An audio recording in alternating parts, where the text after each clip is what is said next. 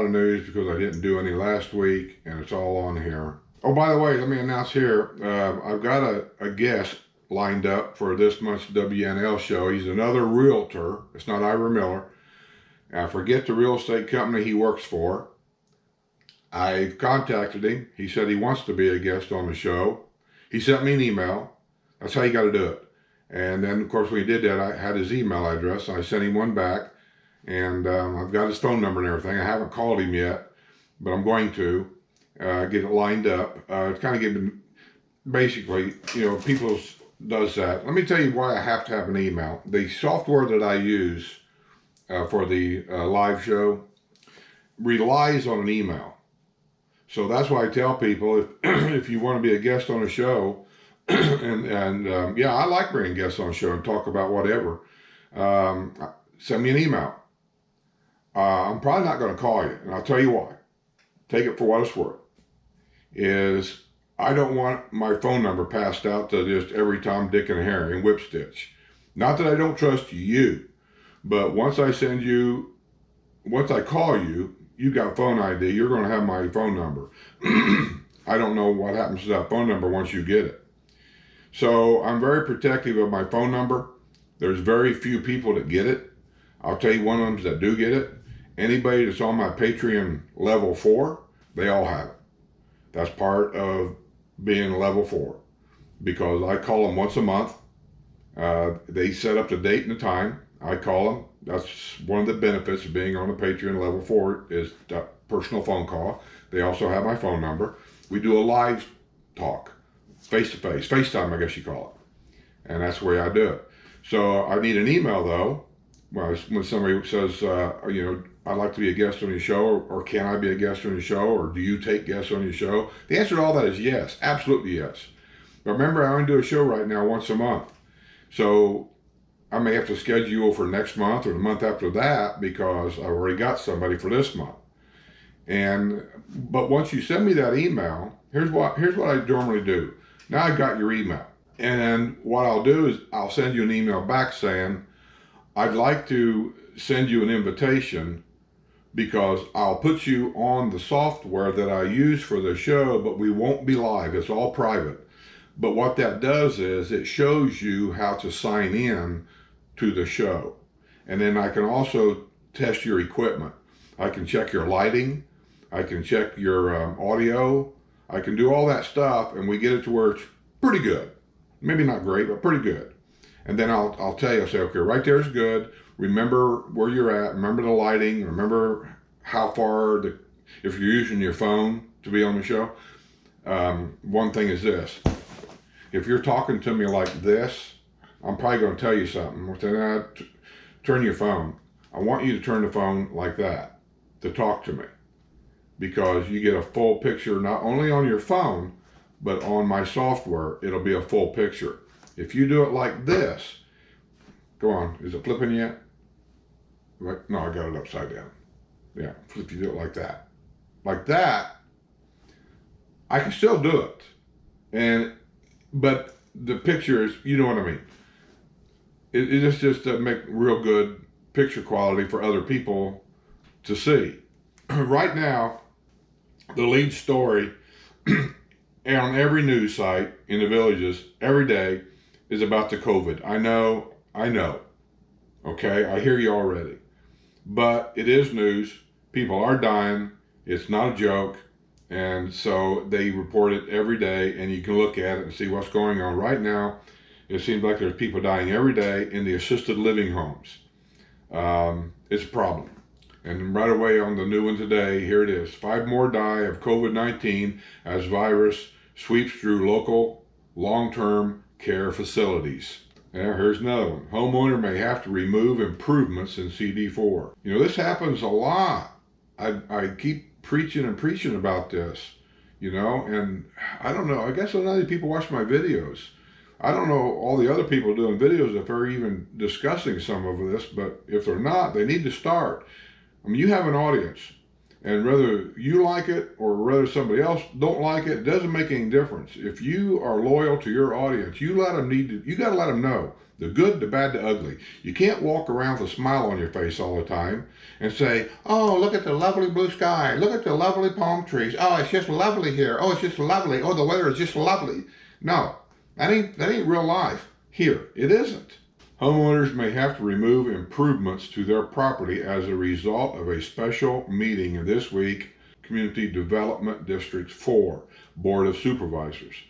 The meeting on right-of-way and easements will take place at 1:30 p.m. on Friday, August the 7th. They've already had it at the Savannah Center. The CDD4 board has been wrestling with the issue, including some landscaping that has taken place at a home on Lawson Loop in the village of Piedmont. The work is an encroachment on property not owned by the homeowner. According to the agenda for Thursday, discussion will include potential removal of such items and the complaint process that helps identify these situations. I can tell you what's happening is they're encroaching on the easements for public utilities.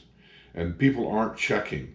I mean, it's a process you have to do. It's a simple process, but I'm telling you, to just protect yourself, look, I'm going to show you this picture. Can you see all this? This is the street right here, the curbing. Here's their landscaping. Guarantee you he never had this surveyed to show where his easement was at. He just went ahead and done it, thinking, well, I'm 6 feet from the road, I'm probably okay. In most cases, you're probably right. You're probably okay. But in that situation, you didn't get it surveyed to find out exactly where the easement started and where it ended, and now it's going to cost you. And it ain't going to do no good to go up to a meeting and complain and whine and say, "Hey, but all my neighbors love it." Well, your neighbors have nothing to do with it. Everybody seems to love it. I don't care what everybody seems to like. What it boils down to is this: you're playing games with their authority. ARC is what they do, is they approve this or they approve that and blah, blah, blah, and tell you what you can and can't do. When you go over their heads and do something without that authority, basically anybody in a power position doesn't like that. And so this is going to set precedent for other people that thinks they can just willy-nilly, plant a tree in their yard somewhere. And then, of course, also, being there's utilities under the ground, probably right there, water, maybe gas. I don't know if you got gas there or not. Electric maybe, because all our utilities are buried. The electric could be under the ground there, so on and so forth. They come through here all the time, reading meters and whatever the case may be. Those people are told to do certain things certain times of the year. Keep an eye out for this, keep an eye out for that. One thing that I know that my meter reader was looking for last month, because I talked to her out here. She's a very nice lady. And I talked to her out here about it. And she was reading the meter, and she walked in the back of my yard back here where there's an electrical box back here. And I asked her, I says, "What's going on with the electrical box? Something wrong?"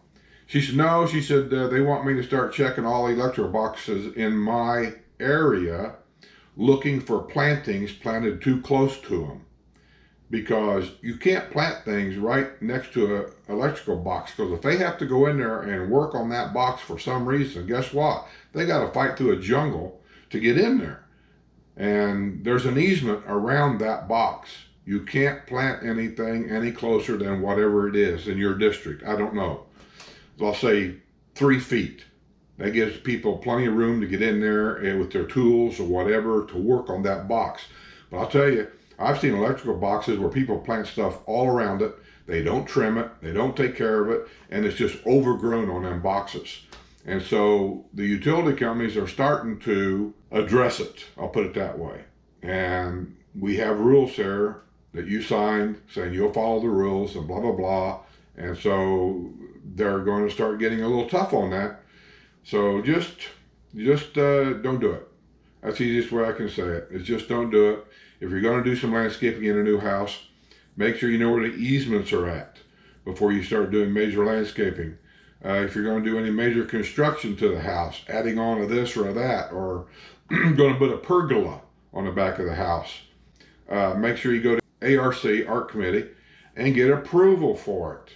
Don't trust the contractor to do that for you. He may or may not. If he says he did, get a copy of it, call ARC. It's an easy phone call, and double check. Because once he gets that check and he's done, if that find out that that's not approved, you're the one that's going to come after, knocking on the door saying, you got to tear that down because you can't do that. And I don't care if you got a pre-owned home that's standing there for 20 years. If you buy it and somebody complains about something because it's not right, and if they come out and look at it and say, no, it's not right, you're the new owner. You're responsible for it, and it'll cost you to get something moved. And I've mentioned in other videos, even if you're buying a pre-owned home, make sure the yard's surveyed. Make sure that any upgrades to that house is within ARC's approval. So if you go to a house and find out they added on a golf cart garage, I'll use that for an example, just an example. They added on a golf cart garage on this house. Before you buy that house, you tell them you want to see a copy of the ARC approval for that garage. And if they can't provide it, if you want to take the time to go to ARC yourself and give them the address, just make sure that garage is approved. If they added on a swimming pool to the house, make sure that pool was approved by ARC. You may not be encroached on anything. You may be well within the guidelines of that pool being there. But if it wasn't approved, ARC may come and tell you got to take it out. So cover your butt. Just make sure that it was approved. And then as long as you got a copy of that approval, I'm saying you're good to go. With that being said, that's enough news. I'll get all this edited. Thanks for everybody's patience for us being gone.